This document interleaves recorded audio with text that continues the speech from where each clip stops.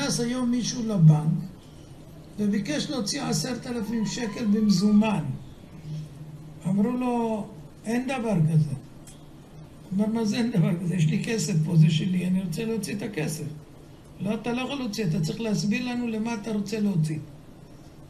הוא אומר, מה פתאום אני צריך להסביר מה שאני רוצה להוציא? רוצה להוציא, זה כסף שלי. אתה לא יכול להוציא, זה הנחיות. אתה לא יכול להוציא.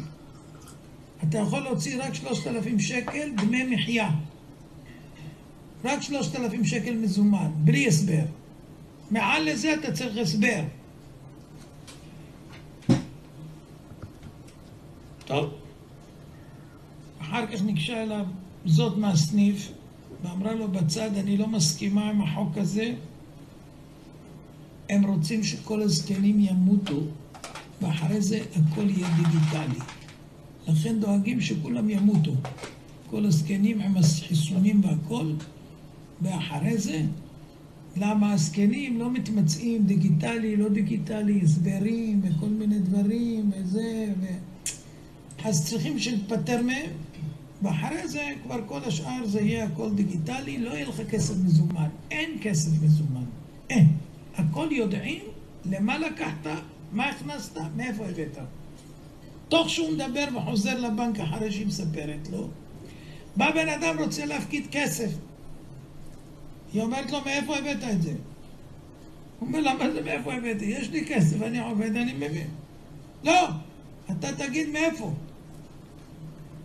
אתה לא יכול להכניס את הכסף בלי להגיד מה המקור שלו. אז הוא אמר לה,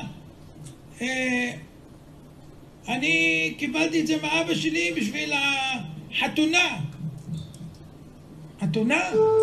לך תביא מהבית ההזמנות. אם לא, אתה לא יכול להכניס. אתם שומעים? יש הוראה בבנקים, תקשיבו טוב. אם אתה רוצה להוציא מזומן, ושואלים אותך למי אתה רוצה להעביר את הכסף, מזומן, יותר מ3,000, למי אתה רוצה להעביר את הכסף? אז אתה אומר, שם של פלוני, אני רוצה לקנות אצלו משהו, נגיד, אני יודע מה, סוכות אני רוצה לקנות. הם יכולים להתלונן על ההוא שהסכים לקבל מזומן למס הכנסה. אפילו שזה לא יודע, אפילו שזה רוצה לקנות ממנו, יכולים להתלונן עליו במס הכנסה שהוא רוצה לקבל מזומן נגד החוק עכשיו. מה אומרים לכם?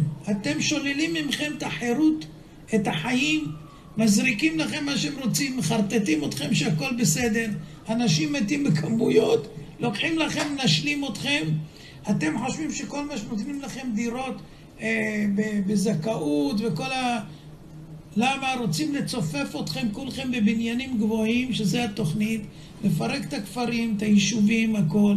לא יהיה פרות, מחסלים את הפרות, לא יהיה תרנגולים, מחסלים את כולם, ייתנו לכם רק לאכול אוכל סינתטי שהם אחראים להכניס בתוכו את הרעלים שהם רוצים, כמו שמרעילים אתכם מהשמיים עם המטוסים, וככה ישלטו בכם. אני אומר בקצרה, כן, כי אמרתי על זה כבר 2.5 דברים.